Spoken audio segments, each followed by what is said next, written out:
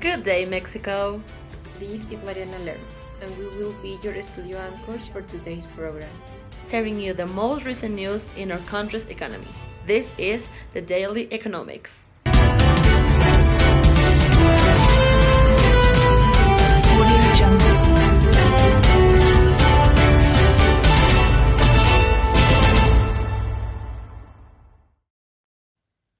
In today's program, we will be having very special guests. Stick with us to meet them later on. Now, we start the day with not very good news for Mexico.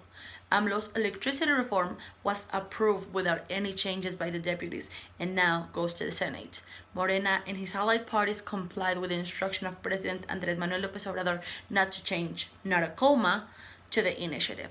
With 289 votes in favor, 152 against, and one abstention, the preferential initiative of reforms to the electricity industry law proposed by President Andrés Manuel López Obrador was approved today by the Chamber of Deputies in the early hours of this Wednesday. This might represent a change in the electrical industry of Mexico.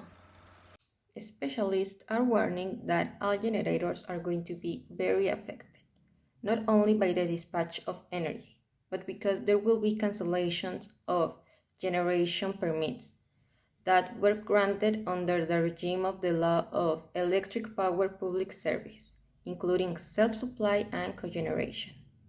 It's possible that the CFE cannot by itself satisfy 100% of the country's energy demand. Vancomer pointed out in an analysis that the initiative, comparable to an expropriation, could render and take away private investments of $40,000 million. This will strictly affect on the national production and, of course, our GDP.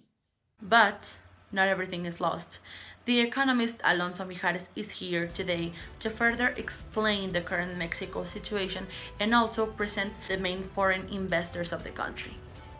Hello everyone, thank you for having me, and yes, as you already mentioned, this could bring a great change for Mexico once the law is promulgated.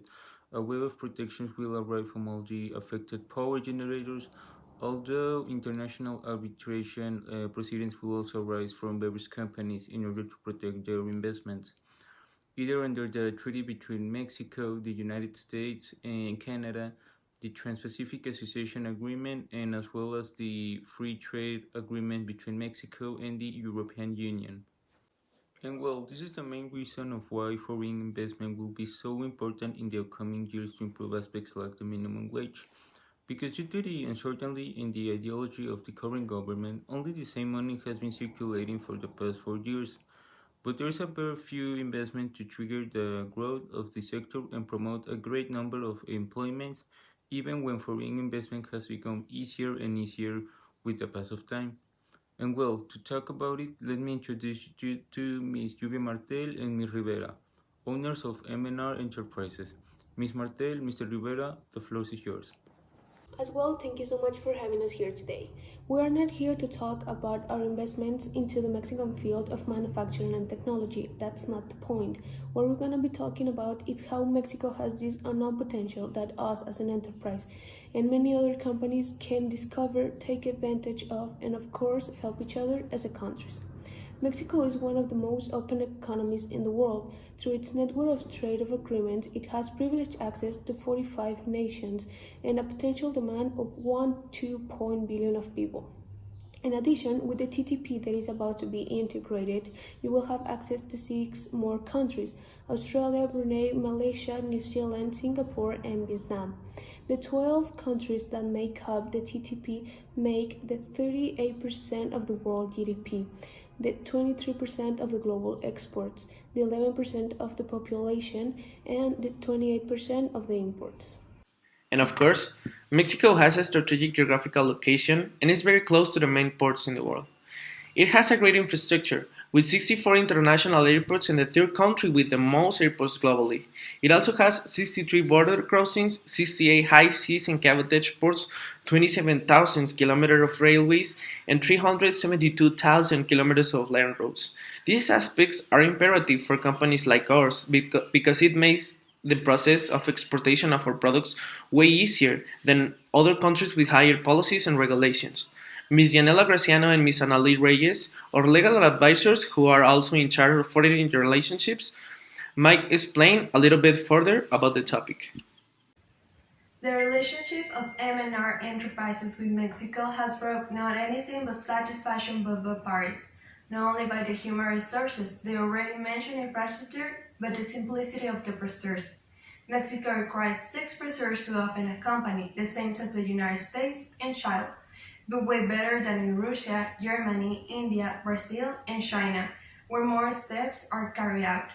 Also, the date to open a company are located in 6, slightly below the 5 days are the occupied in the United States and Canada, and the 5.5 days in Chile. This scenario is more favorable than in countries like China, where the daylight is 33 days in China and 107.5 days in Brazil. Well, for these and other reasons, Mexico is a very attractive country for investment. Even the firm AT Kearney ranks it 12th globally on the FDI Confidence Index. And as if that weren't enough, in the first 2 years of government of the current federal administrations, 11 structural reforms were carried out, including energy, financial, telecommunications, economic competitions, transparency, labor, among others. Finally, it should be noted that the Mexican economy has highly productive and competitive sectors.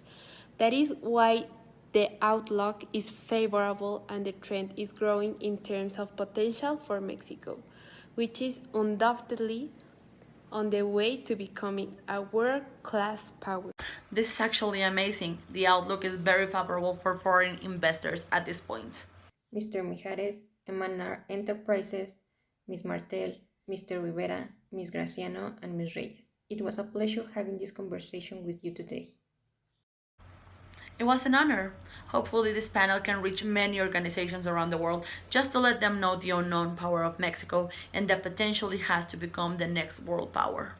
Well, time has flown quickly. This is everything for the Daily Economic. We expect to have you tomorrow at the same time on the same channel. Thank you.